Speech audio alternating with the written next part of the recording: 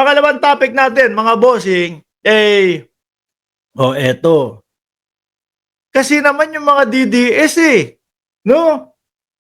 Akala ho nila, kaya nilang pabagsakin yung gobyerno ng Pilipinas. Akala ho nila, kaya nilang pabagsakin yung gobyerno ni Pangulong Bongbong Marcos. Unang punterya nga ho nila, mga kababayan, yung Armed Forces of the Philippines. Kung maririnig nyo ho, mga boss, paulit-ulit silang nananawagan sa AFP, sa Armed Forces of the Philippines. No? Sabi ni dating Pangulo Duterte, kung kayo walang ginagawa dyan at ayaw nyo sumama sa amin, dyan na lang kayo. Maglinis na lang kayo ng beng-beng ninyo sa palayan. Si Pantaleon Alvarez doon sa kanilang mga mautog. Di ba? Ang target din, yung mga batang kakasali lang sa AFP. Ano napala nila doon? May napala na ho ba sila doon? Hanggang ngayon, wala pa. No? Hanggang ngayon ho, mga bossing, wala pa din silang nahihimok na sumama sa kanila. Ngayon, nagsasalita po si General Bronner, mga bossing, AFP chief. Ano sabi? Nananawagan sa publiko. Bumoto at huwag umasa sa military kudeta. Siguro akala nila, mga boss, yung mga DDS, magkukudeta ganyan naman no? Mapapabagsak naman yung mga yan Wala po na umaanib at wala pong balak makisama ang AFP dito sa mga DDS na to, mga kababayan. Dahil kitang-kita at rinig naman po natin yung kanilang mga sinasabi. Ano po? Na halos puro pagpapabagsak lang sa gobyerno at puro paninira lang po kay Pangulong Bongbong Marcos.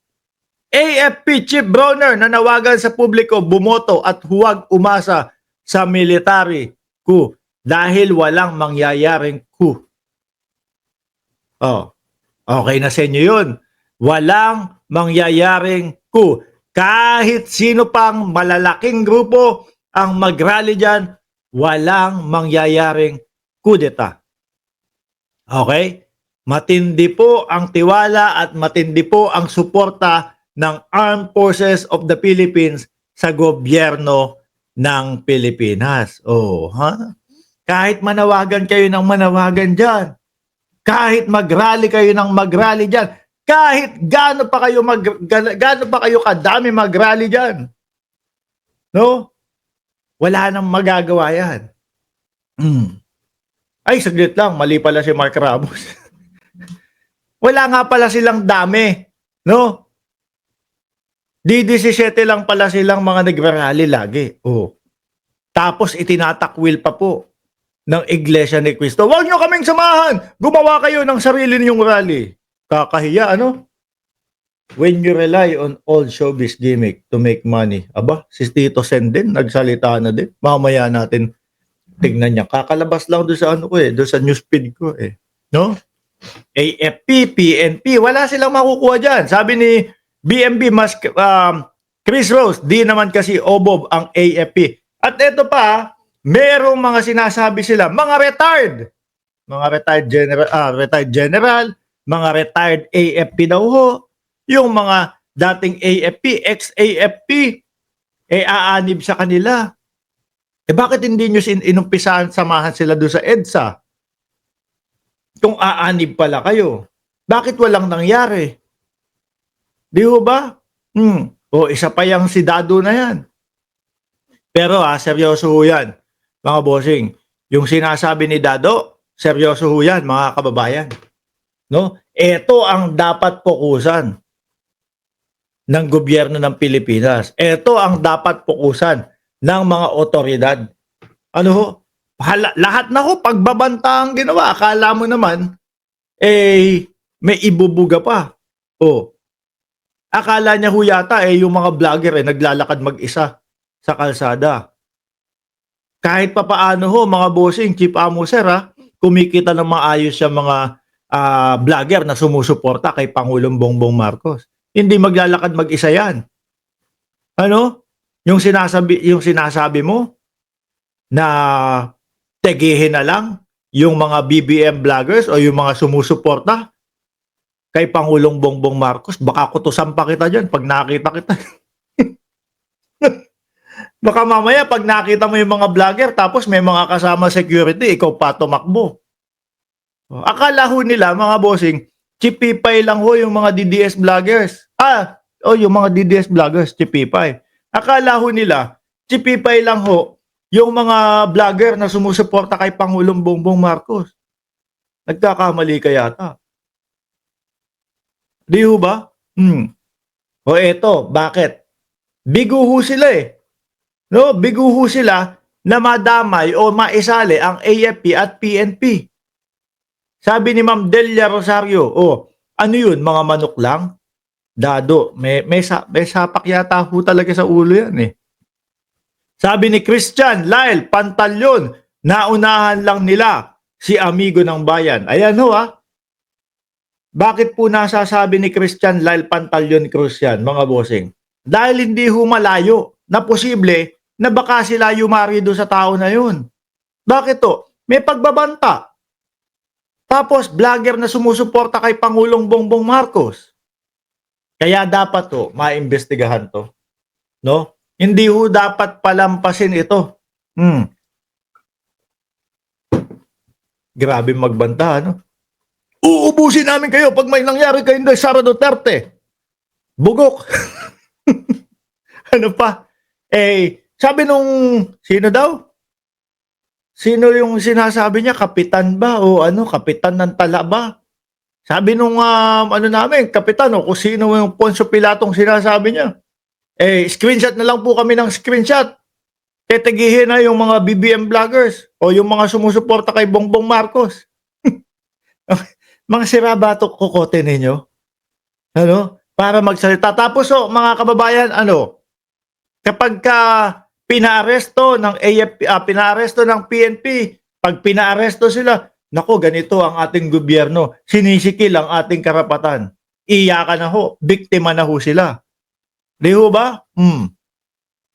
Yung mga, sila ho yung mga tumatawag sa AFP na samahan ho sila.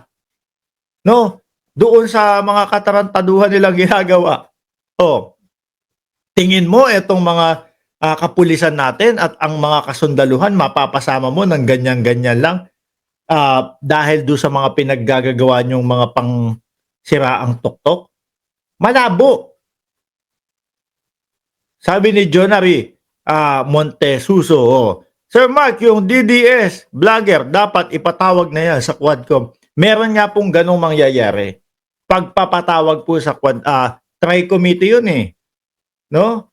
3 committee ang magsasama-sama para imbestigahan yung mga nagpapakalat ng pekeng balita ho. O yung pamemeke ng mga balita ho. Tinagalog ko lang, in English ko lang, inulit ko lang. Di ho ba? At ewan ko, malamang sa alamang yan, mga bossing. Yang si Dado, kahit sapak yan, malamang ipapatawag din ho yan. O si Jason Sa. Yan, yung mga sikat na mga vlogger sa mga DDS, di ba? Naubos na po yung ngipin. Kaka-fake news. Malamang maipatawag din ho yan. Baka mamaya mag-iyakan kayo dyan. Di ba? Si Mark Ramos kaya ipatawag, wala hong problema. Kaya lang, medyo malaki ho, mahal ang ticket ko pa uwi ng Pilipinas. Kung sasabihin, Zoom na lang, Zoom, okay na. Ay, nako. A-attend ako kahit sa Zoom lang. Di ba? Zoom meeting na lang. Mark, bakit mo nasabi na nagpe-fake nyo si Ngalbu? Kasi po, kunyari si Ace Barbers, no? Congressman Ace Barbers ang nagtanong sa akin, Mark, bakit mo nasabing nagpe-fake news si Ngalbu? Sasabihin ko, sino pong Ngalbu ang tinutukoy nyo? Mark, si Raulo ka, ikaw nagpangalan ng Ngalbu eh. Kay Jason Sa, tas hindi mo alam.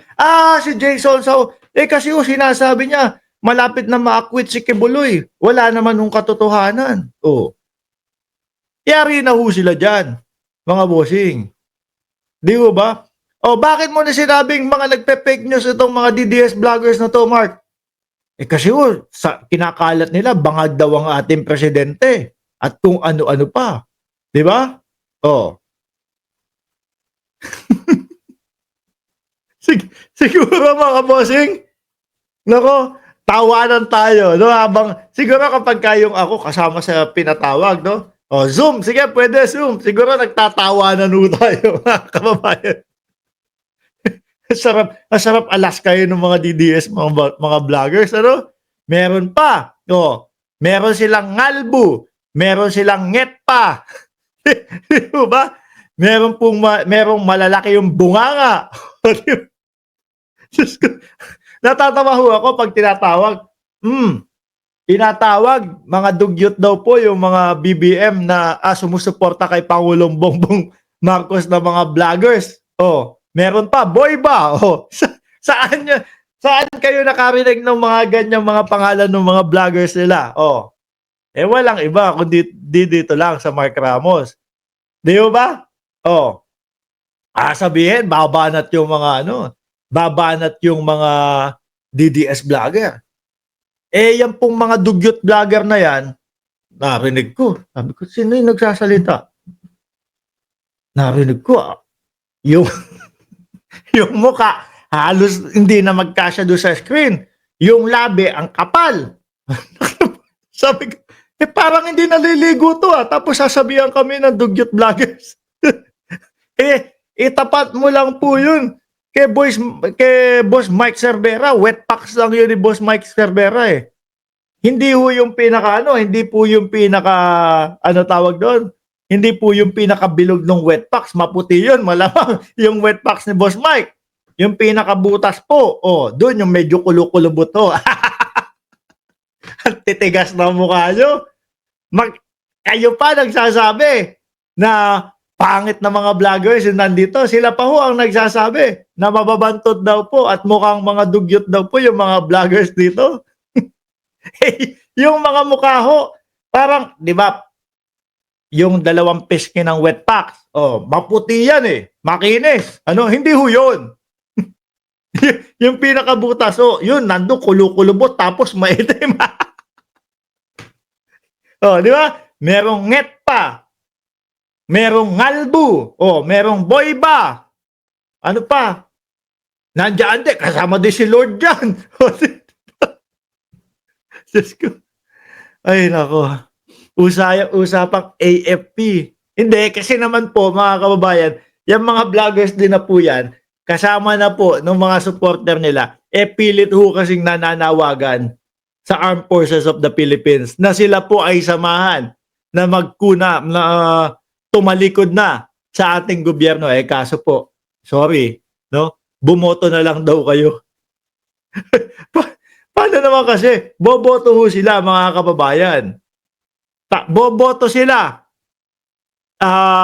Tapos yung iboboto nila ang laki ng tsansa hindi manalo. Kagaya na lang ni Vic Rodriguez, kagaya na lang nung iba.